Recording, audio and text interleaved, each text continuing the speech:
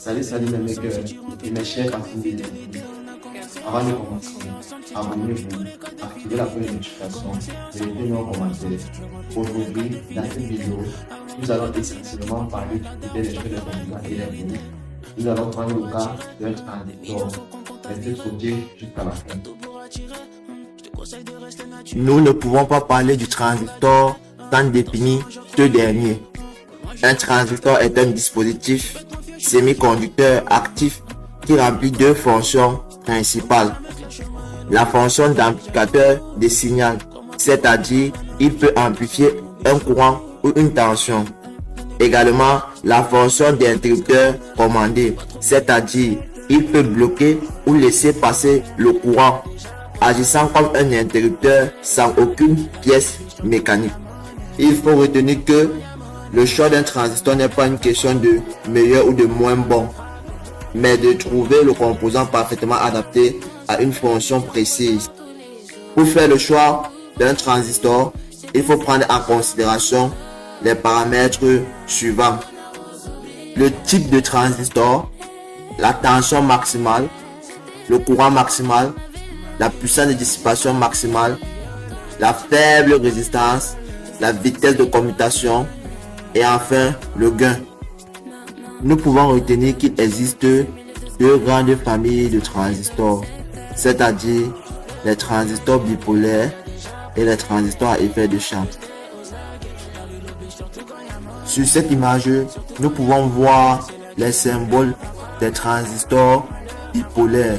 Et nous pouvons dire qu'un transistor bipolaire est commandé par un courant sur leur base. On les utilise souvent en basse fréquence pour amplifier de petits signaux et la commutation de charges de faible à moyenne puissance.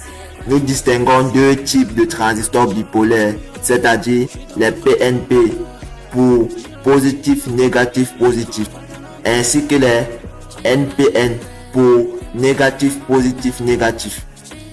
Ces deux transistors se différencient par cette flèche. Quand c'est un PNP, la flèche est montante, et quand c'est un NPN, la flèche est descendante. Et là, vous pouvez voir sur le transistor, au milieu, nous avons la base, au-dessus, nous avons le collecteur, et en dessous, nous avons l'émetteur. Sur cette image, nous pouvons avoir la représentation physique d'un transistor. Là, il s'agit d'un transistor bipolaire 2N2222 NPN. Comme vous pouvez le voir, là, nous avons le collecteur. Ici, nous avons la base et en dessous, nous avons l'émetteur. Et nous pouvons constater que le collecteur, c'est la troisième patte. La base, c'est la deuxième patte et l'émetteur, c'est la première patte. Comme vous pouvez le voir ici. Sur cette image, nous pouvons observer les différents symboles des transistors à effet de champ. À ma gauche, nous avons les transistors à effet de champ à canal N. Et à ma droite, nous avons les transistors à effet de champ à canal P. Comme vous pouvez le constater, D qui signifie drill, G qui signifie grill et S qui signifie source. Également, vous pouvez constater que les transistors à effet de champ à canal N, la flèche est entrante que voici, et les transistors à effet de champ à canal P, la flèche est sortante. Sur cette image, nous pouvons observer la représentation physique d'un transistor à effet de champ constitué de trois bouches. La bouche 1 qui est le drain, la bouche 2 qui est la source et la bouche 3 qui est la... Nous pouvons conclure en disant que un transistor à effet de champ est un composant contrôlé en tension. Une tension appliquée sur sa grille est un champ électrique qui contrôle la circulation du courant entre sa source et son drain. Sur cette image, nous allons faire une petite comparaison entre un transistor bipolaire et un transistor à effet de champ en fonction des critères suivants: de commutation, d'amplification, de commande, de perte ainsi que de prix.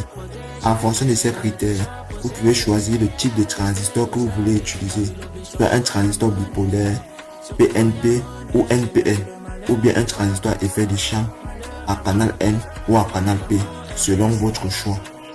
J'ai été ravi de vous expliquer de A à Z de comment faire le critère de choix d'un transistor. Si vous avez aimé cette vidéo, abonnez-vous, activez la notification et laissez-nous un commentaire. Et ça fait une chose même que chaque institut électronique commence à faire une exercice de publicité. Peut-être qu'en banque, il y a à votre service. À très bientôt.